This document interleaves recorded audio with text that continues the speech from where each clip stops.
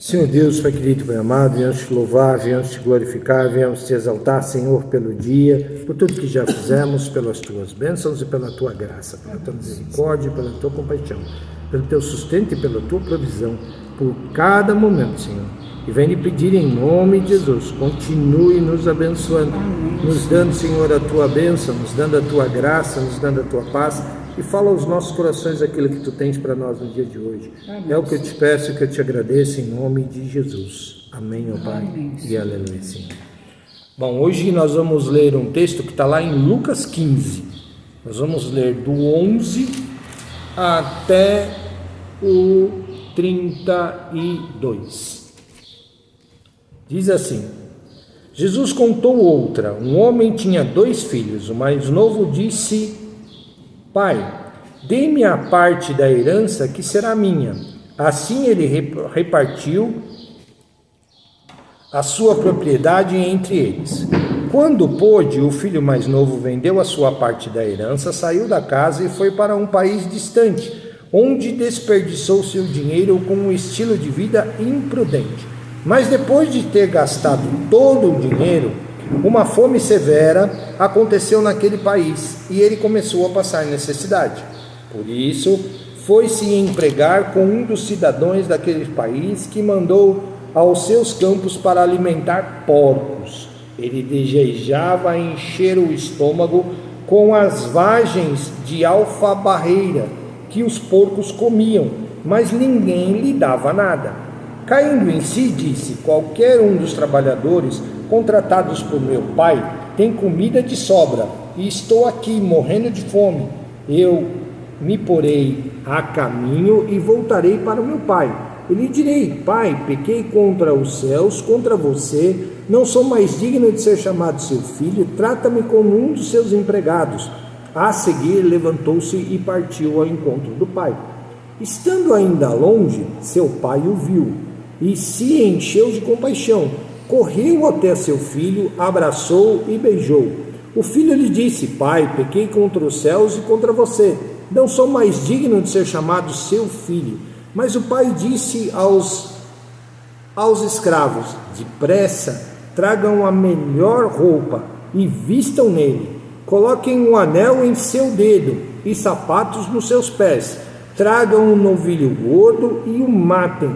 Comemos e celebremos, porque este meu filho estava morto e voltou à vida, estava perdido, mas foi encontrado, e começaram a festejar. O filho mais velho estava no campo. Quando se aproximou da casa, ouviu a música e a dança. Então chamou um dos servos e perguntou: o que está acontecendo? O servo lhe disse: seu irmão voltou, e seu pai matou o novilho gordo porque o recebeu de volta são e salvo. Mas o filho mais velho se encheu de ira e se recusou a entrar. Então o pai saiu e insistiu com ele. Mas ele respondeu: olhe, tenho trabalhado para você todos esses anos e nunca desobedeci às suas ordens, mas você nunca me deu nem um cabrito para eu festejar com os meus amigos. Entretanto, esse seu filho que esbanjou a sua propriedade com prostitutas volta e você mata um novilho gordo para ele.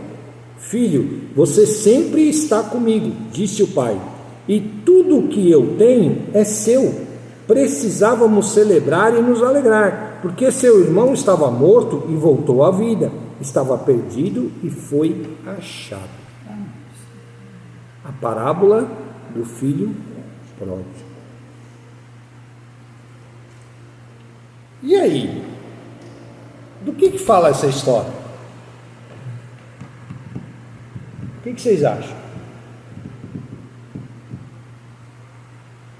O filho que desobedeceu, queria se divertir, né? Queria se pegar a herança, né? Do pai, foi para a desobediência. Isso fala de várias coisas. Essa parábola nos dá várias lições. A primeira delas, ela fala sobre salvação, sobre como Deus nos ama e sobre como muitas vezes nós nos portamos em relação a isso. Fala sobre inquietude, fala sobre falta de satisfação com aquilo que nós temos. E também nos fala sobre a vida da igreja hoje. Picuinhas que acontecem dentro da casa de Deus. É diferente dos dias de hoje? É assim, um quer pisar na cabeça do outro. Ninguém quer seu bem. Uma quer só ferrar você. E eu passei lá na escola, era essas coisas. Eu lavava o banheiro, levava 5 minutos, estava tudo sujo, a diretora me perguntou, por que fica aí? Eles sujam de propósito. Ela fala que você limpa, mas a turma limpa. Será que isso acontece hoje dentro das igrejas? Com certeza. A igreja, Com certeza. Vamos ver alguns pontos desse. Eu quero destacar alguns pontos dessa parábola para a gente conversar. O primeiro é a história da nossa inquietude, muitas vezes, com o que nós temos e achamos que é algo que não passa, que é a nossa salvação. Jesus contou outra. Um homem tinha 2 filhos. O mais novo disse ao pai: Pai, dê-me a parte da herança que será minha. A herança já era dele? O que é uma herança? Enquanto o pai está vivo, não era, né? Não. Enquanto Herança, o pai está vivo, a herança. mãe, né? Depois que o pai e a mãe morrem, aí sim é da gente. Sim. Aí sim passa a ser nosso. Passa a ser direito nosso. Enquanto Com Deus, nós temos direito a uma herança?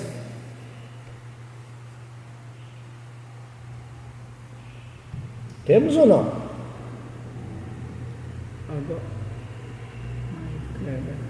Nós somos filhos de Deus, certo? Nós somos herdeiros de Deus. a saúde, a paz. Então, Nós somos herdeiros de Deus. Tudo que é de Deus é nosso, certo? certo. Mas a gente tem direito a uma herança a partir do momento que o pai morre. Se Deus é eterno, quando que nós vamos receber a nossa herança? A criança não é.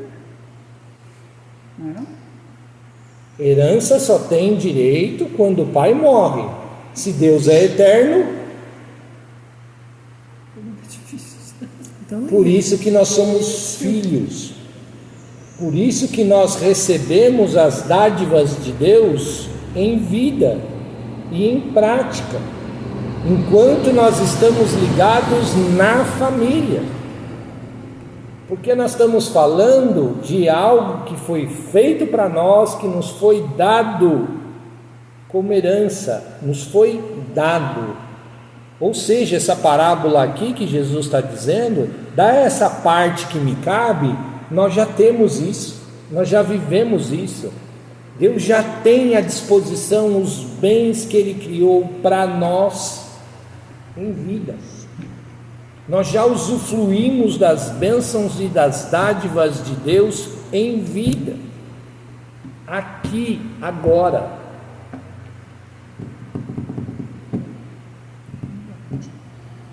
A única coisa que nos é dado que ainda nós não temos acesso, aliás, nós temos pela fé, somente pela fé, por enquanto, é a vida eterna. Tudo bem? Porque ainda nós não somos eternos. Tá certo?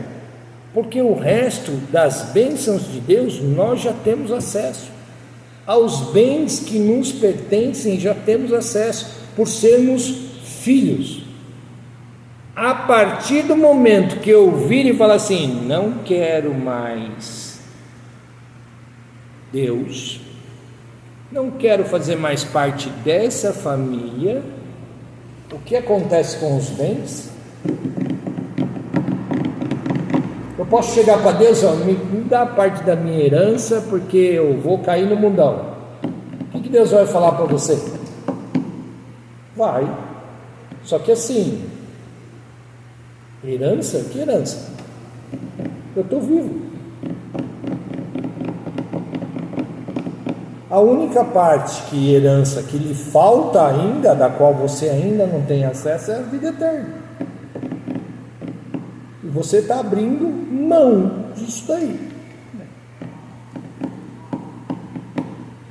Acabou.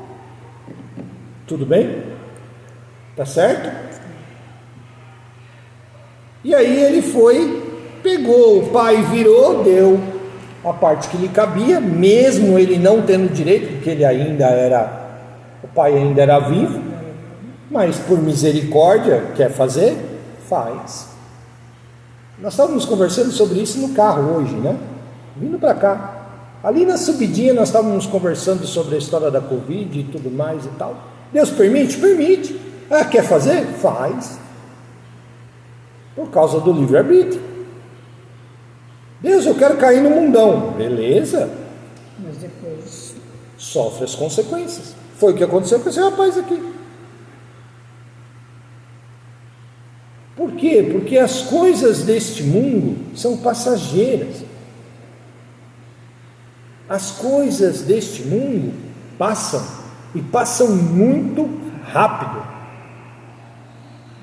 Eu estava conversando com um rapaz, que eu estou trabalhando com ele já há algum tempo, e nós estávamos pintando um apartamento essa semana, e a gente estava conversando, ele virou e falou assim, mas já é Natal, né? Eu falei, é. Como passou rápido, né? Eu falei, é, passou rápido. Ele falou, daqui a pouco nós estamos comemorando o Natal. Eu falei, é, passou muito rápido. Eu falei, o tempo está sendo abreviado. E esse é um sinal, um dos sinais da vinda de Jesus. Quando Jesus fala, quando vocês verem esses sinais, eu vou abreviar os tempos, porque senão ninguém suportaria. E é o que nós estamos acontecendo. Parece que as coisas estão... a noite é curta, o dia é curto. Ah, Quando a gente era criança, eu lembro que a gente morava lá em Pirassununga, né? Aí meus tios na Páscoa, né? Eles iam para casa Natal. Menina, aí se juntavam, né, família? Como demorava para chegar? Chegava a Páscoa, demorava. O Natal demorava mais ainda para chegar, né? Agora não. Ó, já fez um ano que a minha irmã foi embora, gente. Que coisa, um ano já. então o negócio está passando muito rápido. Muito rápido. E foi o que aconteceu com a riqueza desse rapaz aqui. Ele achou que o pai tinha muitos bens e tudo mais. Não, vai dar para mim viver tranquilo e tudo mais. Foi curtir a vida. O pai reclamou? Resmungou? Para ele foi uma alegria. Ele estava perdido por aí, sabendo. Não, mas depois que ele voltou, né? Depois que ele voltou, Depois que mas ele voltou. Mas na hora que ele foi. na hora que ele pediu, ele não resmungou. Mas eu acho que ele ficou triste. Né? Ele ficou triste. Mas Deus. Ele sabia, né? Ele sabia. Sabia que ele... Por isso foi. E aí veio a fome, bateu a fome. O pessoal, tem um ditado popular, me perdoem aí quem está escutando aí, tanto pela internet como para vocês. Diz que a gente só sabe quando a água bate na bunda, né? A gente só dá valor nas coisas quando a água bate na bunda. Porque você sente. Não tem como não sentir, sente na pele. Né? Então assim, a água bateu na bunda desse sujeito aqui. Porque ele foi para um lugar, gastou tudo que ele tinha na farra, e aí foi trabalhar. Fico imaginando, né? Aquilo que a moçada chama aí de, o rapazinho lá que está trabalhando comigo, que pinta lá o apartamento comigo, chama o pessoal lá de playboy. Ele fala esses playboy, né? Eu falo, Marcelo, cuidado, não julgue, né? Mas é tudo um bando de playboy. Eu falei, se você conversar com a moçadinha aqui da igreja, ele vai falar os playba. Não é nem mais playboy, já nem termina mais a frase, né? É os playba, né? E aí ele teve que pedir serviço lá para um dos playba, um dos playboy. E foi fazer uma coisa que judeu não gosta: cuidar de porco. Porque porco para ele é um animal imundo. Foi cuidar de porco. Um abismo chama outro abismo. Primeiro começou com a inquietude de não estar satisfeito com aquilo que tem, de não estar satisfeito com a vida que levava, de não dar valor com a vida, com aquilo que tinha. Caiu no mundão. Aí foi cuidar de porco.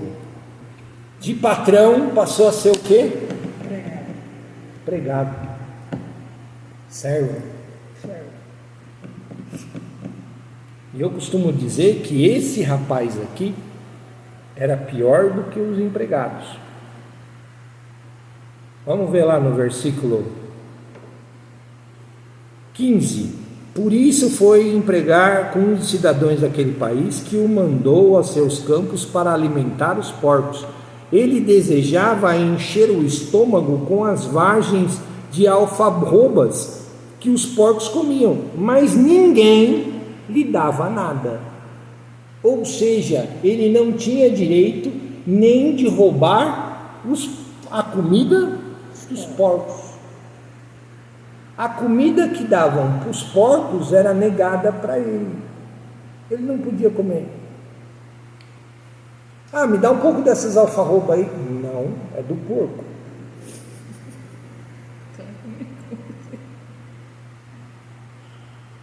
Um abismo chama outro abismo. A moçadinha aí que está escutando aí pela internet, presta atenção nisso. O playboy ficou menor do que um porco.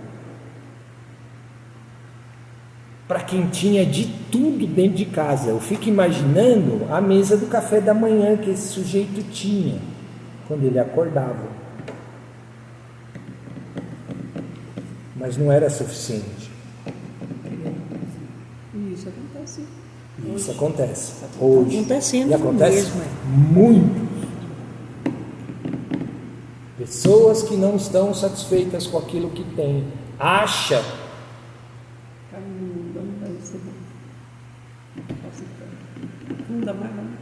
funda mais ainda. Aí vem o arrependimento.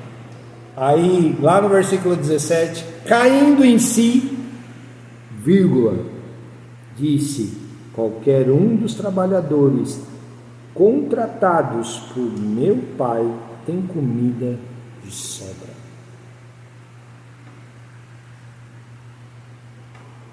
Caiu a ficha. Muitas vezes as pessoas só dão valor naquilo que tem quando perde.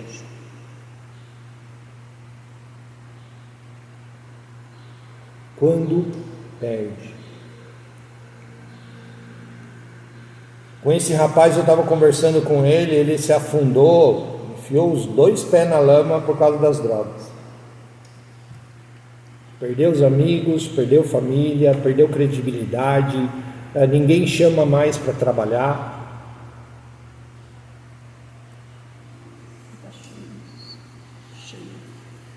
E aí eu falei: olha, sabe qual foi o problema, rapaz? É que quando você começou a sair fora dessa, você achou que você já não precisava de mais ajuda, que você já não precisava de mais ninguém, que você podia ir lá e se virar sozinho, que você podia curtir a vida. Adiantou alguma coisa? Ele falou: não, eu me afundei mais do que das outras vezes. E afunda mesmo. E não tem amigo que te ajuda não. Amigo ajuda você a afundar. Enquanto você não precisa dele, né? Ele ajuda o circo pegar fogo, não ensinando. Aí eu falei para ele, e agora? Ele falou: agora para mim me reerguer está sendo difícil. Eu falei: mas Deus te deu uma nova oportunidade. Deu, está me dando, graças a Deus. Eu falei: então agarre essa oportunidade. com unhas e dentes. Porque chega uma hora em que até mesmo Deus diz assim: basta. Acabou. Passou o tempo. E voltarei para o meu pai. E o rapaz lá continua. Versículos 18. Eu me porei a caminho e voltarei para o meu pai. E lhe direi: Pai, pequei contra os céus e contra você. Não sou mais digno de ser chamado seu filho. Trata-me como um dos seus empregados. A seguir, levantou-se e partiu ao encontro do pai. Vou perder mais um tempinho aqui. O arrependimento em si, só o arrependimento resolve?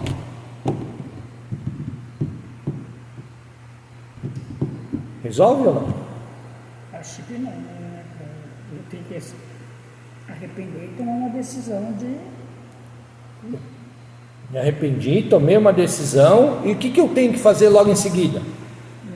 Mudar. Agir. Agir. E se arrepender e ficar no mesmo jeito, né? Não tem. Arrependimento sem ação Isso. é remorso, É verdade. não é arrependimento. Não é. A diferença entre arrependimento e remorso é: remorso eu sei que eu errei e tudo mais e tal, fico remoendo aquilo dentro de mim, fico falando: ó vida, ó dia, ó céus, eu tomei uma atitude, escorreguei, caí, e a vida não foi justa comigo, e que não sei o que e tal, e não faço nada, eu continuo lá na mesma situação. Não faz nada para mudar, né? A atitude desse jovem aqui mostra para nós. Ele caiu em si. Legal. Primeiro passo. O que ele fez? Falou: errei, reconheci o erro. E eu falei com esse rapaz que eu estou conversando com ele, que nós estamos voltando aí a conversar e a trabalhar com ele. Estava comentando com ele. Eu falei: isso que você está tendo agora é remorso. Parte para atitude. Participação, senão você não vai conseguir sair dessa situação, senão você não vai conseguir mudar de vida.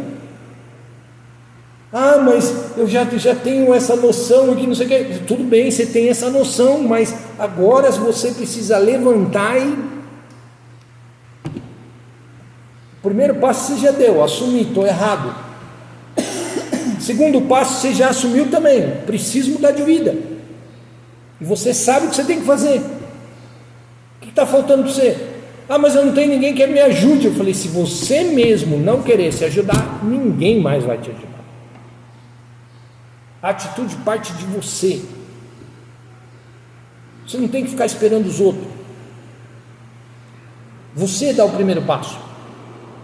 Você toma a atitude. E no caminho, se você precisar de ajuda, eu estou aqui. Mas eu preciso saber, em primeiro lugar, onde você quer chegar. Eu lembro que no processo todo, a Zilda acompanhou até uma parte desse processo. Eu arrumei uma clínica para ele. Uma casa de tratamento séria, registrada e tudo mais e tal. Conversamos e tudo mais e babá. Conversei com o pastor responsável por aquela casa, pelaquela clínica de recuperação. Pastor, ele falou: olha, primeira coisa, Kleber, você vai trazer ele aqui, acho que é lá em Cotia. Eu falei: eu me disponho, pastor, eu coloco ele dentro do meu carro e levo ele aí. 15? Não. Aí é o primeiro passo. Falou: o primeiro passo é eu conversar com ele e saber, e explicar para ele. Falou: o tratamento é difícil e tudo mais e tal, bababá, mas ele vai ter que querer. Porque se ele não querer, o que ele vai fazer? Ele vai tirar a vaga de uma outra pessoa e não vai resolver.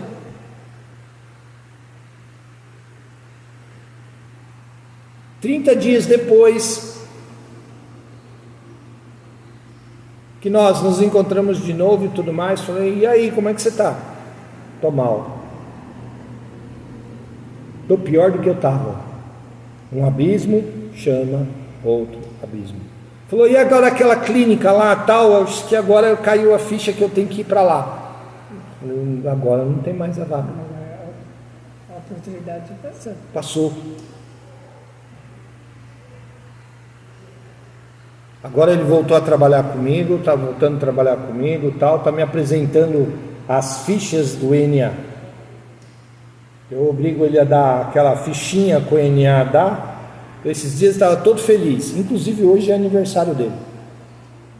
Eu fui cumprimentar ele, ele virou e falou, eu falei assim, olha, que Deus continue te abençoando, te dando graça, para que você realmente saia dessa. E uma das psicólogas do NA virou para ele e falou assim, cara, eu estou indo no NA todo santo dia. Eu falei, por quê? Porque se eu ficar em casa eu fico ansioso. E aí vem o desejo da droga e tudo mais e tal. Eu falei, tá, e aí, tá resolvendo? Tá. Aí eu falei, e esses dias com a psicóloga me surpreendeu. Eu falei, por quê? É porque eu estava contando a minha vida, faz parte do tratamento e tudo mais e tal. Eu falei, foi durante a reunião? Ele falou, não, foi na reunião com a psicóloga. Falou, e aí? Ela falou assim, ela virou e falou assim, você era evangélico? Por que você está fazendo fora da igreja? Mas por que você está fora da igreja? A igreja é um porto seguro para você. É um ponto de apoio no seu tratamento. Volta para lá. Volta para Deus. Eu falei, ela é evangélica? Ela falou, não, ela é espírita.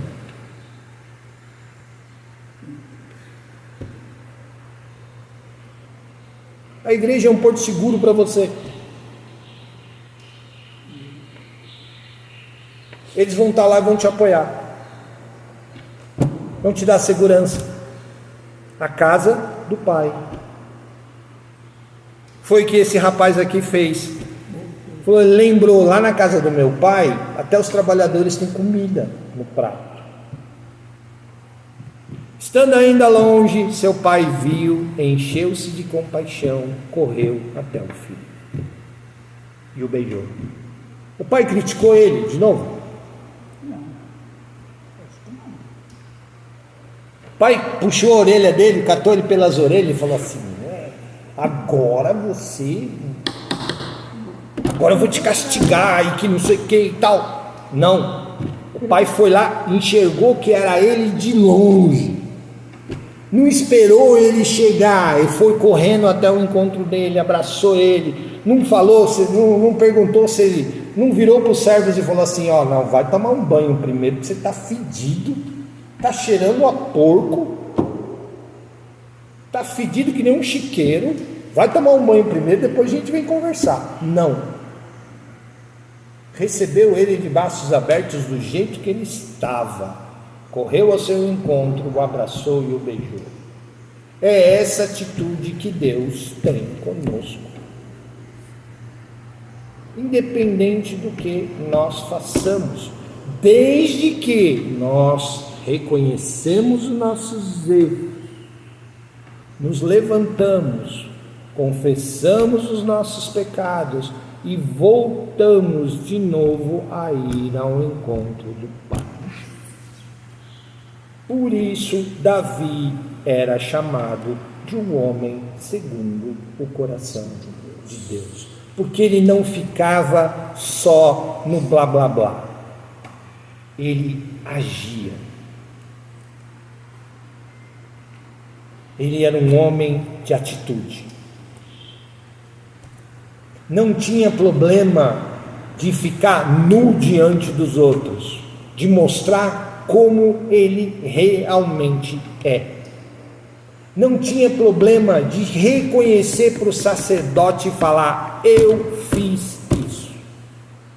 Se vestir de sacos e jogar cinza em cima da sua cabeça, demonstrando arrependimento. Davi não tinha esse problema. Eu sou rei, por ser rei eu não posso fazer isso. Ninguém pode ficar sabendo disso. Ninguém pode ficar sabendo que eu pisei na bola. Não, quando ele caía em si, ele assumia e mostrava isso para todos. Por isso ele era considerado o homem segundo o coração de Deus. Era essa atitude que Deus via em Davi. É isso que nós vemos nessa parábola.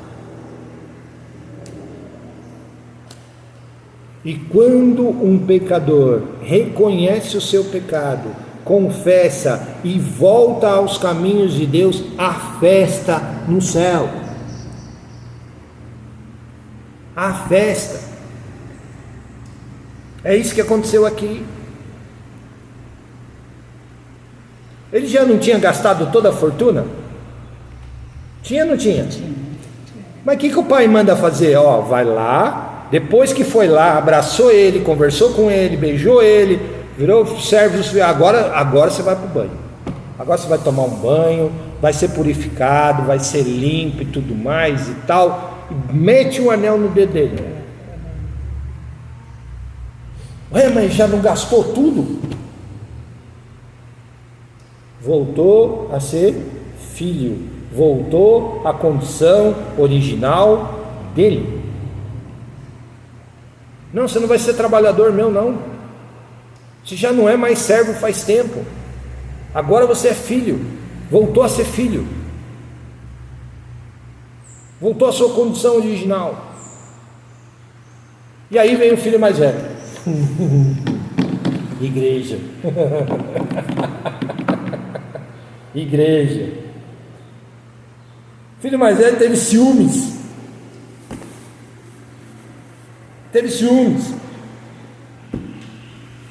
Ô, pombas, como assim? Essa festa toda, o goiaba que saiu aí, gastou tudo que tinha, e eu? Sempre estive aqui. Nunca saí de casa, nunca pedi nada. Não é esse muito sentimento que às vezes a gente tem dentro da igreja? É ou não é? Ah, eu trabalho tanto, faço tanto, que não sei o que e tal, ninguém me dá valor. Ninguém vê o que eu estou fazendo. Não é assim? Chega um outro aí do nada, vem aqui e bababá, começa e faz e acontece e tudo mais e tal. Em vez de eu me alegrar por causa disso, eu fico com ciúmes. É diferente hoje dentro da igreja? Quanto tempo você tem de igreja, Meire? Desde que eu nasci. Quanto tempo você tem de igreja? 39 anos. Eu estou com 51, me converti com 12. 40? 49? Não. 39. Acho que é um tempinho já, né? Já devo vir. Eu lembro dela chiquinha. A dona Zilda deve estar com seus 49 já. Ela De igreja. Ela e o irmão dela. Ah. Quanto tempo de igreja, Arlete? Eu, 50. 50. Lídia? Desde quando eu ia desde pequenininho, né? 15 anos, 15 a 18 anos. Desde quando eu lembro de gente. Desde que lembra de gente. Não batizei na Dentro da igreja é diferente? Não é diferente do que acontece A hoje. gente é humano, né? Então, irmãos, o que o pai falou para esse filho que ficou ciumento? Tudo que eu tenho é teu. Tudo que eu tenho é teu. Não é uma herança. É aquilo que ele falou logo no começo, aquilo que nós falamos logo no começo. As coisas de Deus não são herança, são nossas já. Nós já temos acesso porque nós somos filhos. E Deus nos trata da mesma forma, de maneiras idênticas. Para Deus não existe um melhor que o outro. Tudo igual. Tudo igual. Estamos lá no mesmo patamar. Com certeza. Tudo bem? Não existe A ou B. Não existe um irmão mais importante do que o outro dentro da casa de Deus. Porque perante Deus somos todos iguais. Somos todos iguais. Se eu fosse pai desse rapaz, eu viraria para ele e falava assim: ah, tudo bem, eu fui lá, beijei ele, abracei ele, mandei tomar um banho, botei o anel de novo, botei sandália no pé dele e tudo mais. Ele ficou um tempo longe de casa. Para você eu faço isso todo santo dia.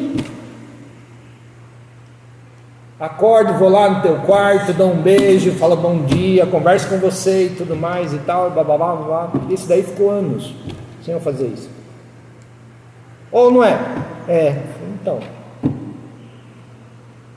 Você acha que para ele é melhor do que você? Tudo bem?